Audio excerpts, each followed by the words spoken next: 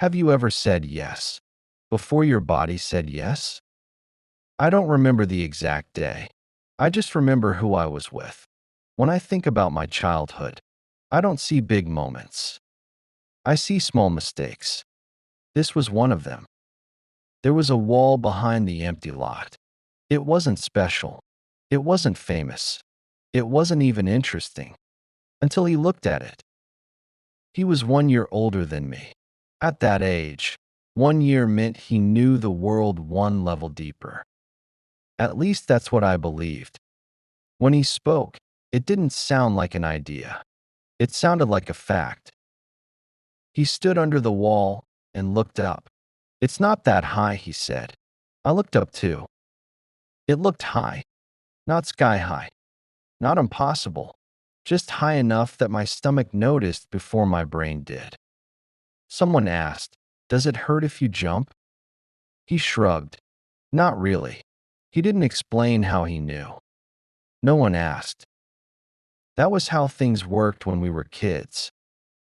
Confidence was proof. He climbed first. Not fast, not slow, just steady, like he had already seen the ending and liked it. At the top, he stood straight.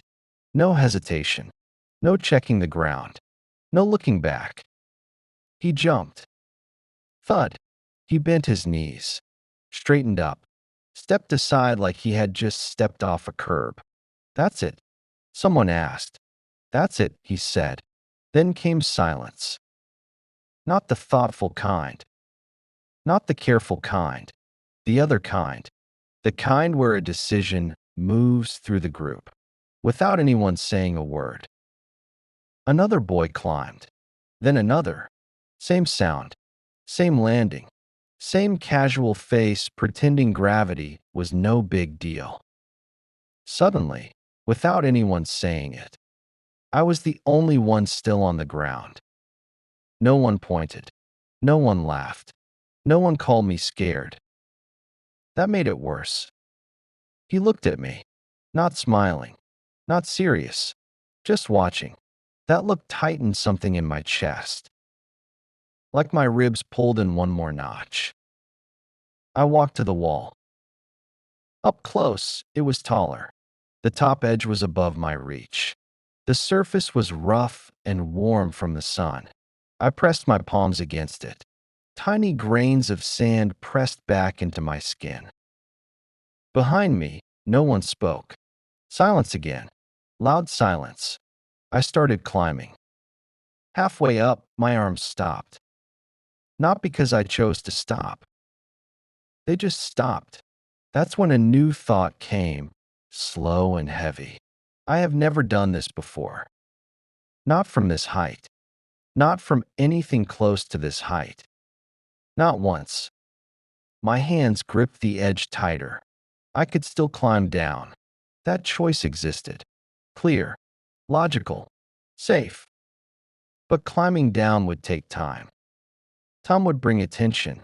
Attention would bring questions. So I kept going. When I reached the top, I didn't stand. I stayed crouched, both hands flat on the wall, as if the wall might float away if I let go. The ground looked farther than it had from below. The air felt wider. My legs started shaking, small at first, then honest. He stood below, looking up. "It's fine," he said. Not loud, not like a dare, just like information. I nodded. My body didn't. I stood anyway. The moment I straightened, the height doubled. The distance stretched. My stomach dropped before I did, like it wanted to escape early. My toes curled over the edge. My knees locked. My breathing turned shallow, fast, quiet, like I was hiding from the air itself. Inside my head, two voices started arguing. One said, "Jump." The other said, "No."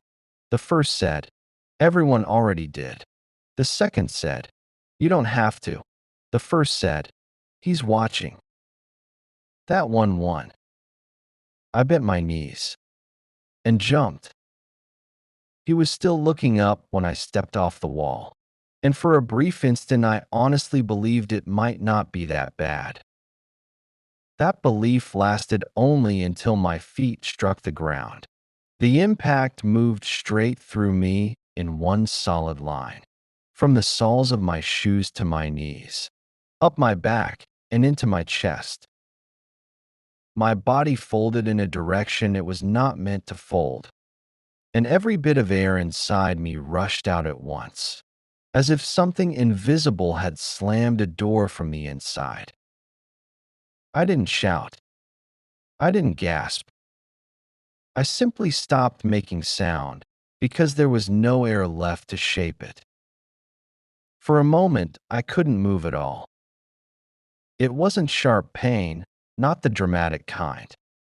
It was dense and heavy, like my whole torso had turned into something solid and unfamiliar. I tried to breathe. My lungs pulled in a thin stream of air and held it there, uncertain, as if they needed proof it was safe to continue. That scared me. Someone nearby asked if I was okay. I nodded automatically, which turned out to be a mistake. The small motion tightened everything inside my chest, and a slow pressure spread downward until even standing upright felt complicated. I realized then that I wasn't actually straight. I was slightly bent, as if my body had quietly decided this position was safest and refused to negotiate. He was still watching, not worried, not impressed, just watching, like he was waiting for the result of something he had already predicted. "I'm fine," I said. The words came out thin and careful. What I meant was that I was still conscious and technically standing.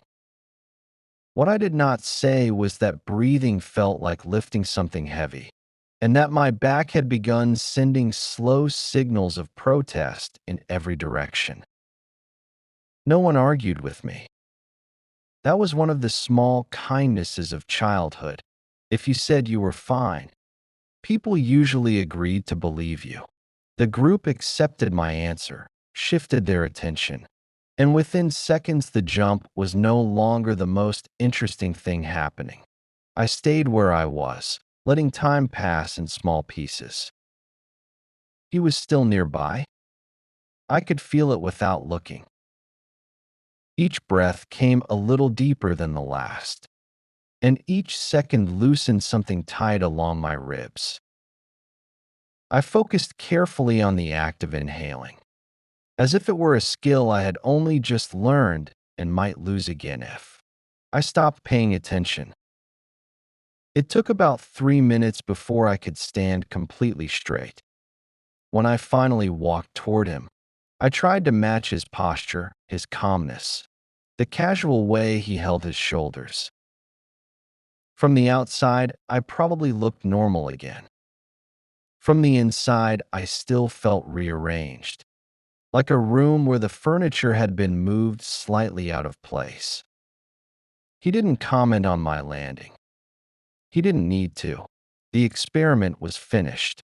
The result was obvious. I had confirmed it for myself. Jumping from that height did hurt, just not in a way anyone else could see.